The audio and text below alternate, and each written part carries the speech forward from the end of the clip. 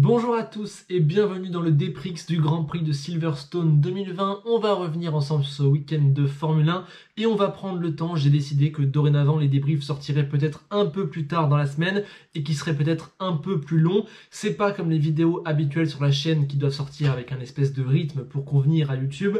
Là j'ai envie qu'on prenne le temps et qu'on discute, donc les vidéos sont certainement plus longues et elles arriveront plus tardivement, mais c'est pour qu'on puisse mieux en parler.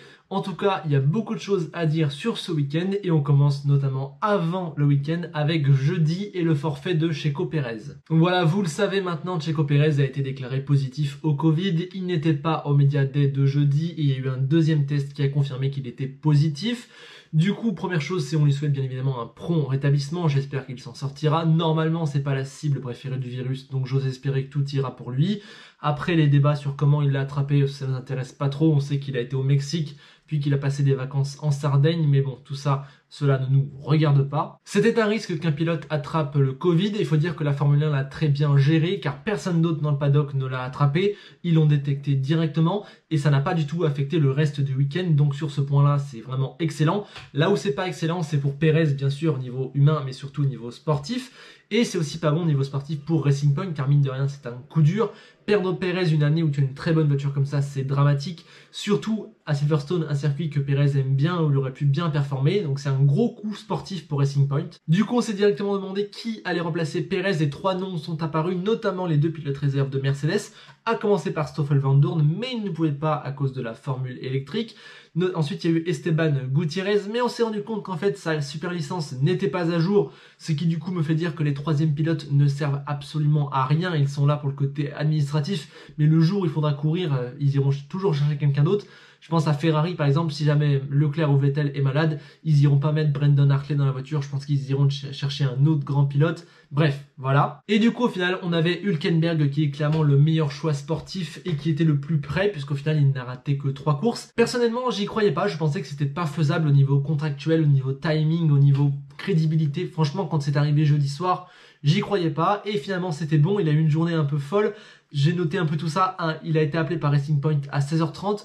Ensuite, il a pris son avion pour aller en Angleterre, faire mouler son siège jusqu'à 2h du mat, faire tous les papiers, les formalités, etc. Les commandes au volant, j'imagine, tout ça. Le vendredi matin, ensuite, il a eu beaucoup de simulateurs. Il a fait des allers-retours au paddock pour faire son test Covid, pour être validé, machin, les papiers, trucs. Et finalement, il arrive dans la voiture 10 minutes avant la première séance d'essai libre. Donc déjà, grand bravo à lui d'être aussi prêt, d'avoir fait tous ces efforts-là, d'avoir relever le défi quelque part, parce que c'était risqué, il pouvait détruire sa cote, hein. Imaginez, il revient et finalement il n'arrive pas à être dans la seconde de Stroll par exemple, bah ça aurait pu totalement détruire sa cote alors qu'on sait qu'il cherche un volant. Et bravo aussi à Racing Point pour avoir géré tous les papiers et toute cette situation en si peu de temps. Au final, Hülkenberg s'en sortait bien, mais ça n'a servi à rien de faire tout ça, car il n'a même pas pu prendre le départ le dimanche. Horrible, un coup de malchance terrible, c'est je crois le moteur qui n'a pas démarré, ou il y avait une petite doute sur une fuite d'huile, je crois. Bref, pour l'instant on n'a pas encore les explications au moment où je tourne, mais on s'en fiche parce que voilà, l'essentiel c'est qu'il n'a pas pu courir. C'est horrible pour Racing Point qui perd de gros points, hein. Déjà il n'y avait pas Pérez donc c'était dur, mais en plus il peut pas prendre le départ. Et pour Hülkenberg c'est terrible, il a vraiment une carrière à accident comme on dit. Il revient, il pense enfin pouvoir courir, bam, on lui coupe son rêve. J'espère pour lui qu'il pourra courir le week-end prochain. Je pense que Pérez ne sera pas rétabli, enfin n'aura pas le droit, donc je pense qu'il courra. J'espère qu'il pourra prendre le départ cette fois-ci. Mais voilà, on reparlera d'Hülkenberg plus tard. Gros moment fort de ce week-end, ce cas d'Hülkenberg. Je fais un point rapide sur les séances d'essai libre et notamment sur les gros problèmes qu'a eu Vettel. Il y a eu d'abord ce problème de refroidisseur en FP1, ce qui fait qu'il n'a pas couru. Et ensuite, des soucis de pédalier en FP2 et FP3. Un deuxième NGUK pour Hamilton, mais ça n'aura pas d'incidence, quoique c'est son dernier qu'il peut utiliser. Les deux AlphaTauri ont changé de boîte, ce qui a donné 5 places de pénalité pour Kiat et pas pour Gasly, car il avait abandonné le Grand Prix d'avant, donc il y avait le droit. Il y a eu le gros crash d'Albon, on en reparlera plus tard, et aussi Giovinazzi qui a répondu de la gomme partout. Mais bon, ça arrive, on peut passer aux qualifications. La Q1 a encore une fois été totalement logique avec les Alpha et les As et Latifi qui sont sortis. Ça veut dire encore une Q2 pour George Russell qui a encore été magnifique. Son tour de Q3 est splendide, mais il n'a pas respecté les drapeaux jaunes, ce qui est une énorme erreur. En plus, je crois que c'était un double drapeau jaune, donc il n'a pas pris 3, mais bien 5 places de pénalité. Ensuite, on a eu une Q2 un peu folle avec ce tête à queue de Lewis Hamilton. Heureusement pour lui, plus de peur que de mal, il n'y a eu aucune conséquence et il a pu passer en Q3 de manière totalement sereine. À noter que les deux Mercedes, Verstappen, Leclerc et Stroll passent en médium. Vettel, lui, n'y est pas arrivé, il a tenté sa dernière tentative en médium, ça n'a pas marché. Et Stroll est passé juste, il avait le même temps que Gasly qui était 11e, mais bon, il avait effectué avant. Et encore une fois, Racing Point s'est un peu emmêlé les pinceaux avec la stratégie de pneus en Q2. Ça a failli une nouvelle fois leur coûter cher, ils ont eu de la chance. Hülkenberg, lui, il est logiquement pas passé, voilà, c'était trop dur pour lui, même en soft. Il y a un écart quand même qui se crée, voilà, il a raté les premières courses, il peut pas être direct au niveau. Son résultat, je trouve, était même totalement honorable, je crois qu'il fait 13e. Gasly fait 11, magnifique, on l'a dit. Et Albon fait 12, encore une fois, voilà, la deuxième Red Bull qui n'est pas au niveau de la première, à cause d'accumulation de réglages, etc. Bref. Bon, en Q3, les Mercedes ont bien sûr été seules au monde. Je pense d'ailleurs qu'elles seront imbattables sur les tours de qualification cette année. Le DAS les aide beaucoup trop dans cet exercice-là. Donc voilà, nouvelle pole. Elle est pour Hamilton. Hamilton qui avait été devancé jusque-là tout le week-end par Bottas. Mais voilà, Bottas a raté ses 2 tours de Q3. Et donc Hamilton prend la pole pour 3 ou 4 dixièmes, je crois. Derrière, on a Verstappen qui est logiquement en 3e place. Avec un écart serré avec Leclerc qui est un excellent 4e. Ferrari avait tenté une stratégie agressive au niveau des réglages pour prendre une belle place en qualification. Et ça a payé pour Leclerc.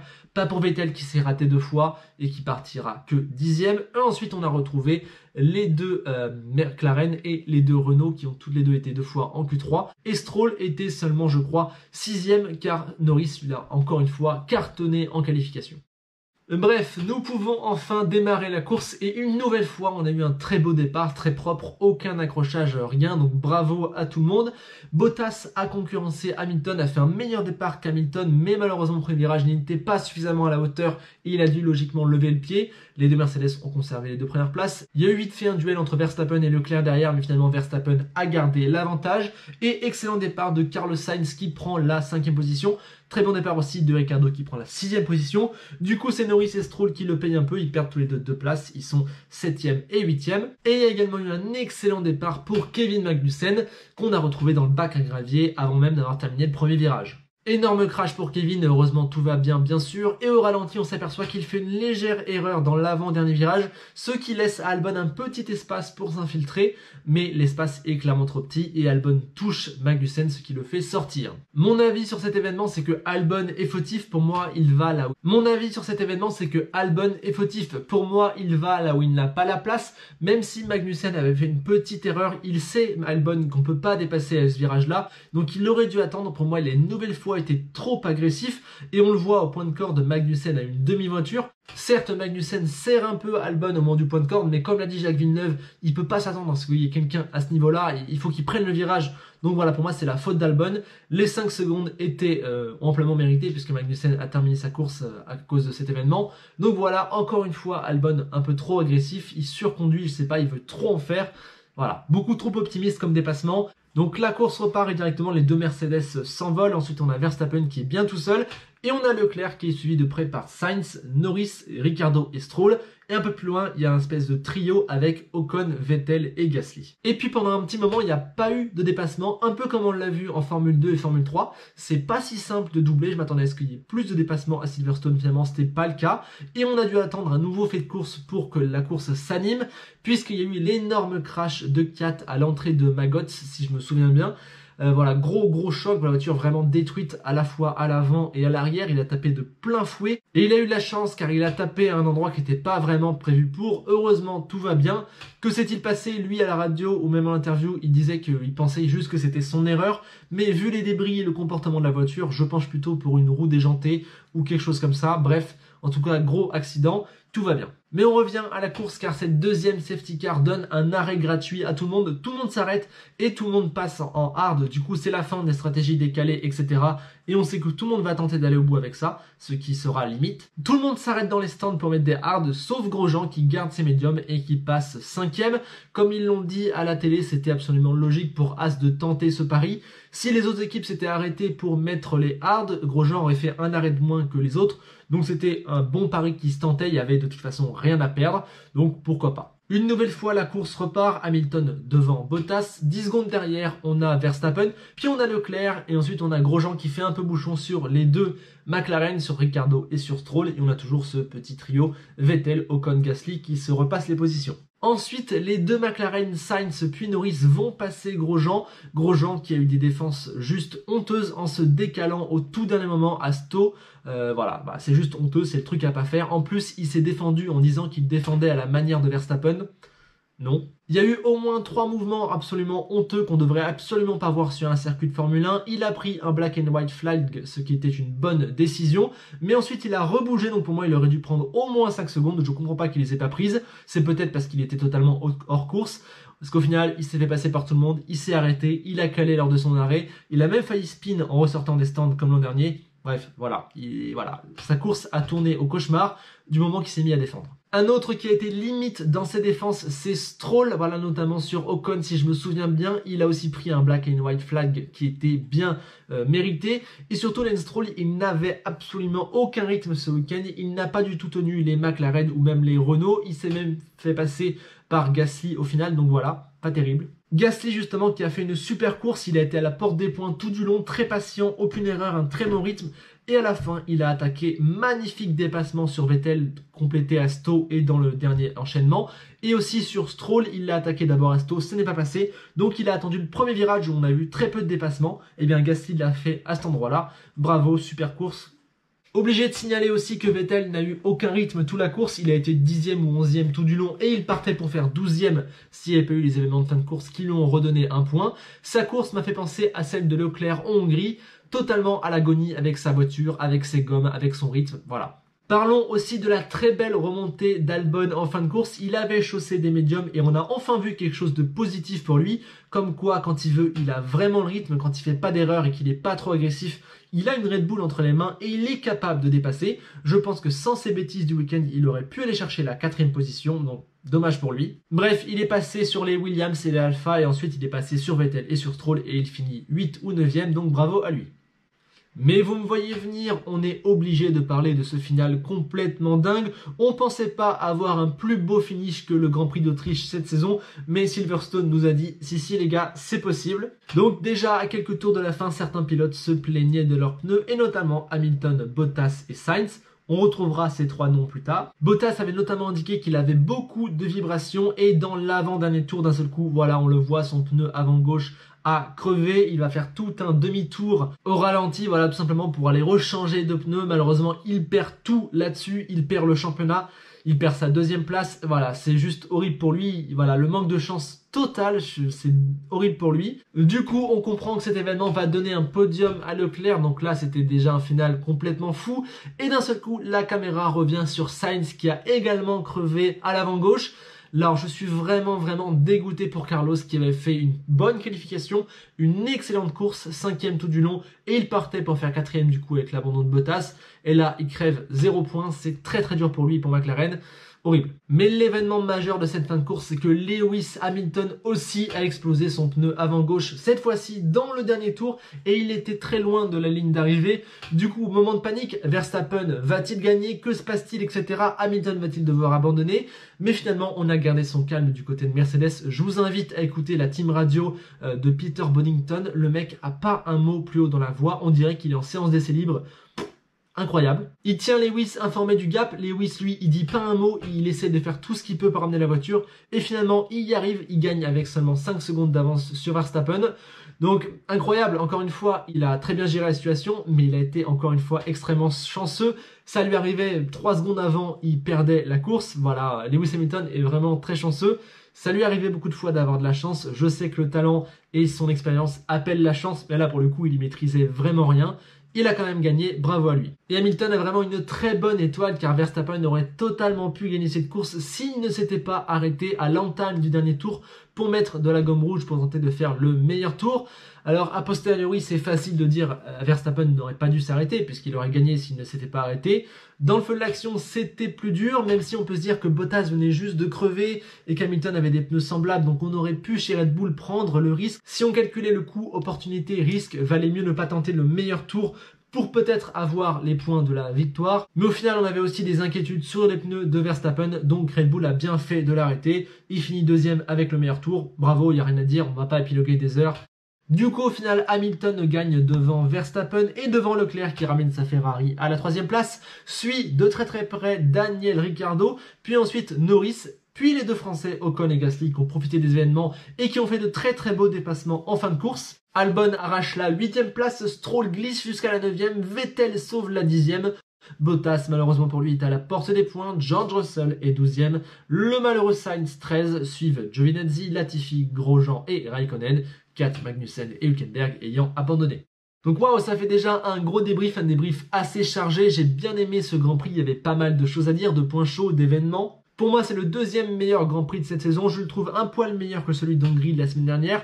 On a eu une course qui était assez calme, mais quand même avec une belle bataille, notamment entre la P5 et la P8 avec Sainz, Ricciardo, Norris et Stroll. J'ai vraiment beaucoup aimé ce quatuor. Et puis, bien évidemment, il y a eu le final totalement fou. Du coup, je vais lui mettre un demi-point de plus que la Hongrie, ce qui fait 14. Pour rappel, l'Autriche avait eu 18, la Styrie 11,5 et donc la Hongrie 13,5. Passons maintenant au débrief et aux notes des pilotes. Et je vais reprendre un petit peu ce que j'ai noté par rapport à chacun. Concernant Hamilton, eh bien, il a été absolument tranquille en essai. Il est sorti pile quand il fallait en qualif pour faire la pole, même s'il y a eu sa petite erreur en Q2, mais bon, on va pas lui en tenir rigueur. En course, il n'a pas tremblé, il a mené tous les tours de A à Z. Il y avait Bottas derrière qui n'a tenté aucune attaque. Il a été plutôt tranquille, il n'avait absolument rien à faire de spécial. Et il a été chanceux à la fin. Alors ne comptez pas pour moi ni pour en faire descendre sa note, ni pour la faire monter. Je ne parlerai pas de Heroic Drive, où je ne dirai pas qu'il a fini magiquement le Grand Prix sur 3 roues. Pour moi, ça c'est du storytelling. Il a juste eu beaucoup de chance de crever à tel endroit et pas 100 mètres avant. Bref, en tout cas, ça n'affecte pas sa note. Je vais lui mettre un 18 parce qu'il peut pas faire grand chose de mieux. Voilà, le King Hamilton, 3e victoire consécutive et un grand pas fait vers la 7e couronne. Bottas était le meilleur sur le début du week-end, mais s'est foiré pile quand ça compte, c'est-à-dire sur les 2 tours de Q3. Il fait 2e. Bon départ, mais il ne peut pas passer. Et ensuite, il passe toute sa course derrière Hamilton sans tenter le moindre dépassement. Je vais lui mettre que 14,5 car il rate les 2-3 moments clés qui auraient pu faire de son week-end un bon week-end, c'est-à-dire son tour du Q3, une tentative de dépassement et quelques petits réglages pour concurrencer Hamilton. Le championnat est terminé, ça c'est pas de sa faute, donc 14,5 et ça n'a rien à voir avec son pneu. Concernant Mercedes, leur écart était phénoménal en qualification où ils ont signé un nouveau doublé. Ils me font penser aux plus grandes aires de domination de Williams, de Ferrari, de McLaren. Peut-être même que c'est leur meilleure ère de Mercedes depuis 2014. Mais pas de doublé en course une nouvelle fois. Bon, c'est un coup de malchance, mais pas de doublé. Leurs pneus ont pas tenu, donc c'est quand même un peu de leur faute. Et le rythme de Verstappen n'était pas si loin, donc je vais leur mettre que 17,5. Verstappen, justement, on sent qu'il galère toujours à apprécier les bons réglages pour sa voiture et qu'il est un peu inconfortable en la conduisant, mais ça n'empêche pas de faire 3e en qualification et d'avoir un rythme de course absolument incroyable. Sa course est juste parfaite, exceptionnelle. Il tient les Mercedes à 10 secondes tout du long. Et en plus, il a fait quelques blagues à la radio et à la fin, il va chercher le meilleur tour. Voilà, rien à dire, 18, bravo. Et voilà le moment de parler d'Albon. On est obligé de parler de son gros crash en séance d'essai libre 2. On sent qu'il surconduit, qu'il est trop agressif avec sa voiture, un peu comme dans ses dépassements, notamment avec Magnussen. Comme d'habitude, grosse déception en qualification où il ne passe pas en Q3. Je crois même qu'il a fait un meilleur temps avec la Toro Rosso de l'an dernier qu'avec la Red Bull de cette année à Silverstone. Mais pour moi, c'est normal. Quand on voit Verstappen qui galère à faire le temps qu'il fait en Q3, bah, la Red Bull d'Albon, elle peut pas faire mieux que stopper en Q2. Donc voilà. Voilà, sa course ensuite avait très mal démarré avec cet accrochage avec Magnussen. Ensuite, il a chaussé les hards qui n'ont pas marché. C'était beaucoup mieux quand il a mis les médiums. Il est remonté jusqu'à la P8 en faisant enfin des dépassements très propres. Je pense vraiment très sincèrement qu'une fois qu'Albon aura gommé quelques petites erreurs et arrêtera de surconduire et d'être trop agressif et qu'on lui fera aussi les bons réglages pour sa voiture, il aura le rythme nécessaire pour suivre Verstappen, pour être derrière lui. Mais sur ce week-end, je ne peux pas lui mettre mieux que 12,5. Il y a quand même des gros crashs, des grosses erreurs, un accrochage avec Magnussen. Sa fin de course le sauve, on va dire. Concernant Red Bull, je suis encore déçu. On sent que la voiture n'est pas bonne, qu'ils ne trouvent pas les bons réglages. Ils sont plus lents que l'an dernier. Ils ont fait 3e avec Verstappen, mais Albon n'est pas passé en Q2. Et j'en ai marre qu'ils favorisent à ce point un pilote par rapport à un autre. On l'entend dans les teams radio de Albon. Il demande à l'équipe, mais pourquoi vous me faites sortir là? Mais vous n'avez pas regardé le trafic? Mais pourquoi vous mettez pas plus de puissance?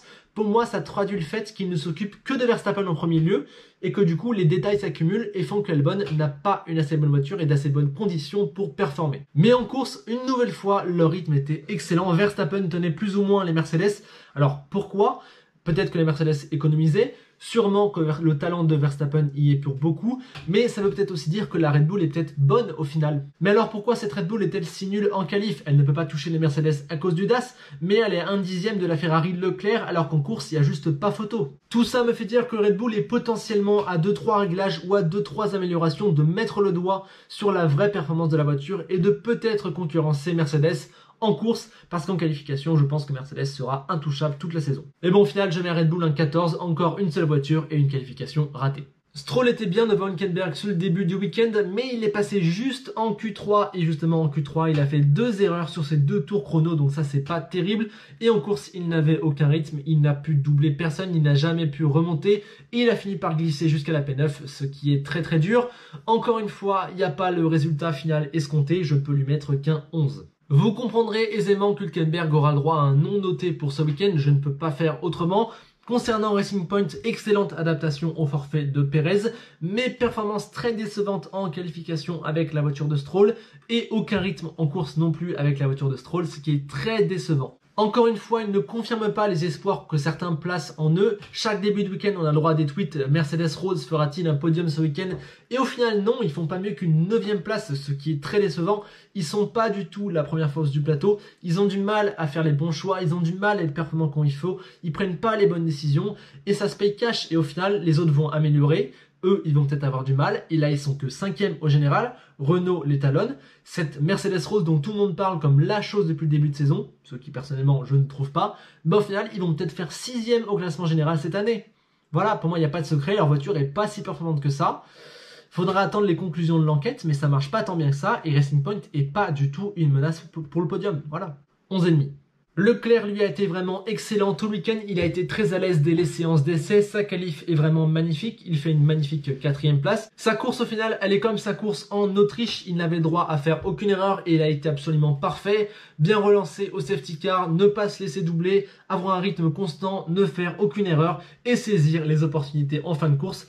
Il obtient un beau podium en récompense. Bravo Charles, c'était très très fort. S'il fait tous les week-ends comme ça, c'est exceptionnel, 17. Pour Vettel, ça a été plus compliqué, il a eu plein de problèmes en essai libre malheureusement, mais après ça n'a pas été, sa qualification a été ratée, il n'a pas pu passer en médium contrairement à Leclerc, il a pris une demi-seconde dans la vue en Q3, très très dur et en course, aucun rythme, sans arrêt à la 10e ou 11e place, il a même glissé, il obtient un point miracle grâce aux abandons et aux crevaisons devant. Sa course m'a fait penser à celle de Leclerc en Hongrie et sincèrement c'est très très dur, sa Ferrari est très capricieuse, il ne la comprend pas, il n'est pas du tout en accord avec cette voiture.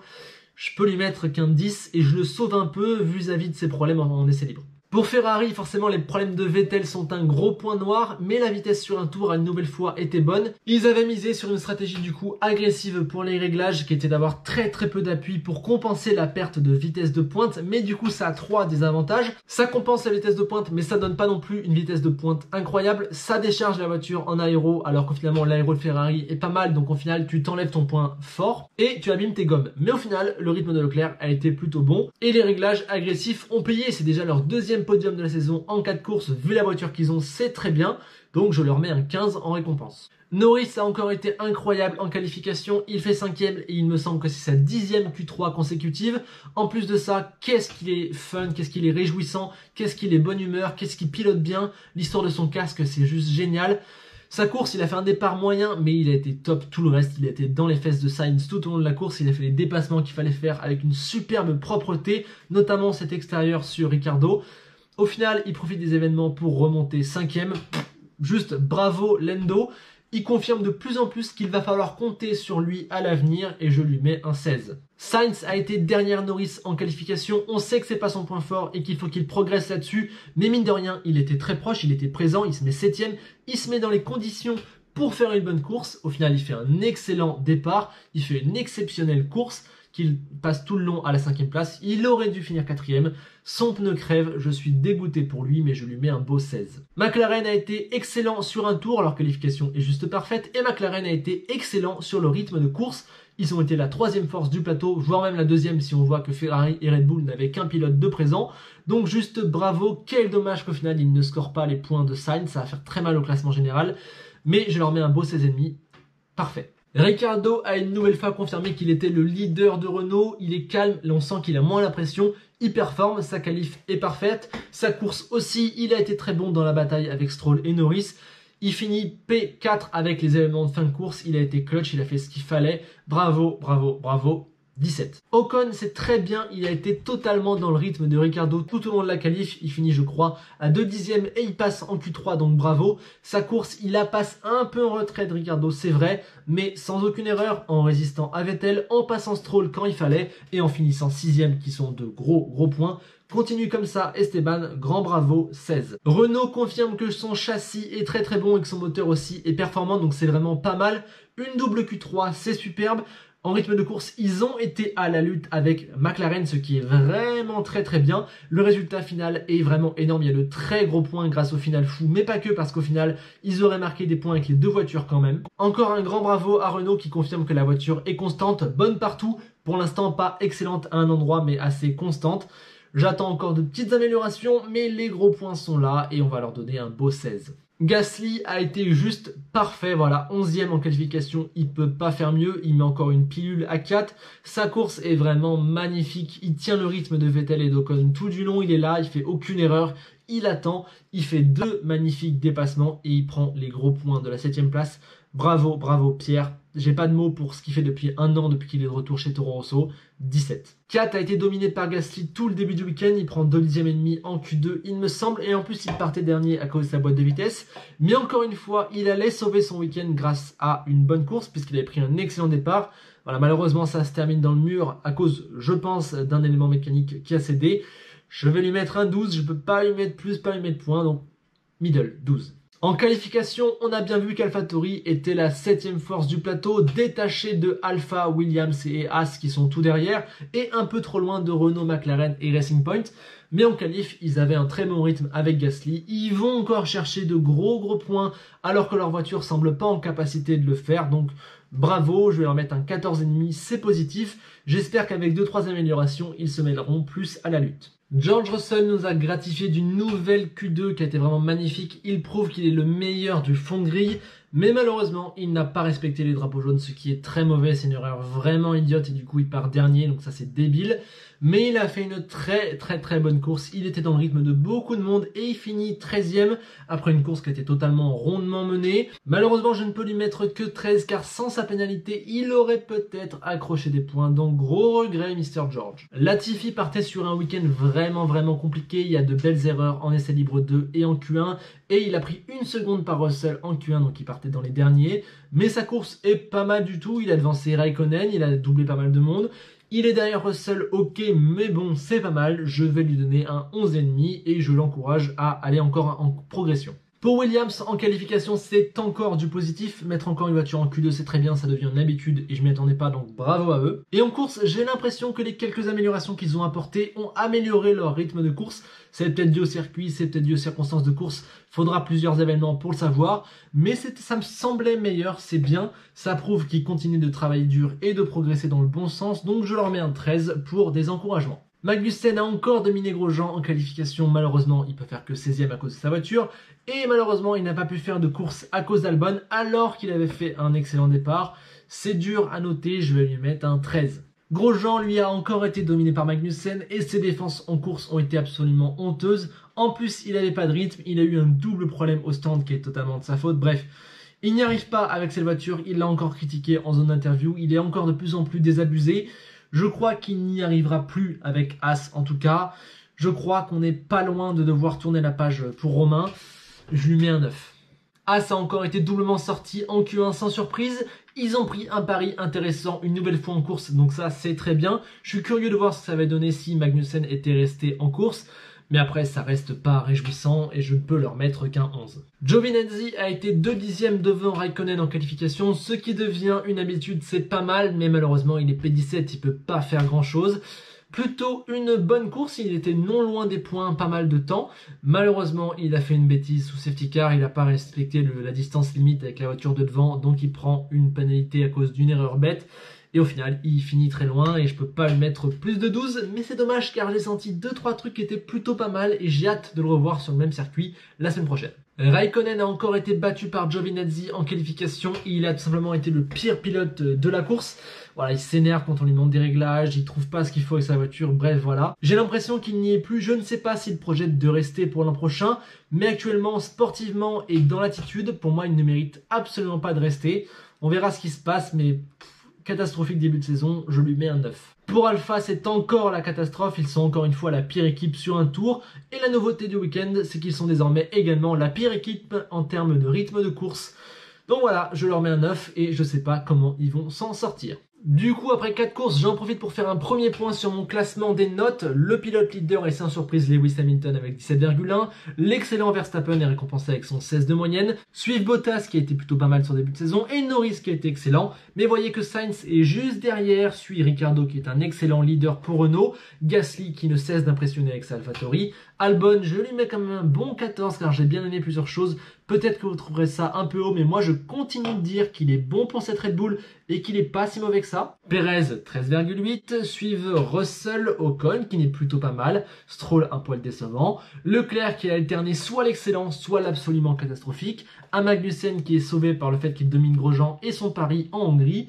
Kiat, 12,5, c'est moyen. Vettel est en galère. Grosjean n'y est quasiment pas. Giovinazzi, le pauvre, a une mauvaise alpha et ne fait pas des performances très brillantes. Et les deux derniers sont Latifi et Raikkonen. Voilà, pas grand chose à dire de plus. Côté écurie, Mercedes est logiquement la meilleure, mais vous voyez qu'il pourrait avoir mieux en note parce que finalement il n'y a qu'un seul doublé en 4 courses. McLaren a fait un excellent début de saison et je leur mets un 15,3 de moyenne. Renault est 3ème, ça en surprendra peut-être certains, mais moi je les trouve très bons et très constants depuis le début de saison. Suit Red Bull qui m'a un poil déçu et Racing Point qui au final aussi déçoit un peu. AlphaTauri surperforme par rapport à ce qu'elle devrait faire, du coup elle est récompensée d'un 12,6, mais elle n'explose pas non plus le score car on sent que le rythme de la voiture n'est pas top. Williams est à 11,5 car il y a des choses encourageantes. Ferrari a été très décevant et logiquement en fin de classement, mais c'est pas si catastrophique que tout le monde le dit. Haas est à 10,1, sauvé par le pari stratégique de la Hongrie, et Alpha est la pire écurie du plateau. Voilà, c'est ainsi que se termine ce débrief du Grand Prix d'Angleterre. J'espère qu'il vous aura plu. J'espère que ce nouveau format un peu plus long, un peu plus talk vous plaira aussi. Dites-moi dans les commentaires ce que vous en pensez. Donnez-moi vos notes pour les pilotes. Donnez-moi votre pilote du week-end. Dites-moi aussi là où vous êtes d'accord, là où vous n'êtes pas d'accord. J'ai hâte qu'on ait un débat dans les commentaires. C'est vraiment pour ça que je fais ces longs débriefs. C'est pour qu'on puisse ensuite bien compléter le débat dans les commentaires afin d'avoir fait un point complet sur le week-end. Je vous remercie également pour le soutien que vous m'apportez. On a passé récemment les 5500 abonnés. Mettez des pouces bleus et abonnez-vous si vous voulez me soutenir, ça m'aide toujours. Sur ce, je vous dis à bientôt pour de nouveaux débriefs, de nouvelles vidéos et de nouvelles courses. Et surtout, rappelez-vous qu'Enzo Ferrari disait presque que le plus important, c'est de franchir la ligne, toujours franchir la ligne. Hamilton l'a montré à Bottas et Sainz.